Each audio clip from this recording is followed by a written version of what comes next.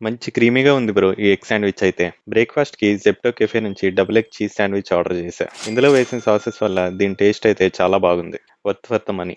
లంచ్‌కి ఆఫీస్‌లో చికెన్ దమ్ బిర్యానీ తిన్నా. అప్పుడే అర్థమైంది హైదరాబాద్‌లో దొరికే ప్రతీదీ హైదరాబాదీ బిర్యానీ కాదని. Taste likes wannabe Hyderabadi biryani. Biryani తిన్నాక నిద్ర మామూలుగా రాలా. అందుకే ఫ్రీగా ఇచ్చినా తాగలేనట్టు ఉండే ఒక కాఫీ తాగి నిద్రను పోస్ట్‌పోన్ చేశా. మళ్ళీ దారిలో ఒక టీ ఏసేశా. అలా హైదరాబాద్‌లో ఉండే ఆంధ్రాకి వచ్చేసా. ఇక్కడ కేబీహెచ్‌పీలో ఈ మసాలా అయితే క్రేజీ ఉందసలు. ఫుల్‌గా జనాలున్నారు నేను వెళ్ళినప్పుడైతే.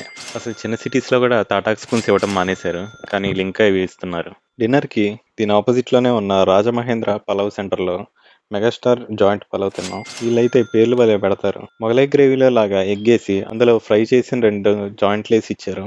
మేము కబుల్ ప్యాక్ చెప్పి ముగ్గురం తిన్నాం. అందుకే ఇంకా కడుపులో ఖాళీ ఉందని ఫుడ్ కోర్ట్‌లో ఉన్న చరణ్ పాస్తాకి వెళ్ళాం. దీని టేస్ట్ అయితే మెంటల్ వస్తది అసలు తింటే. ఫుల్ క్రీమీగా ఉంది. ఇదే పాస్తాస్‌ని కెఫేస్‌లో ఈజీగా 300కి అమ్మేస్తారు. ఇవన్నీ తినేసి మన డే అయితే ఎండ్ చేసాం.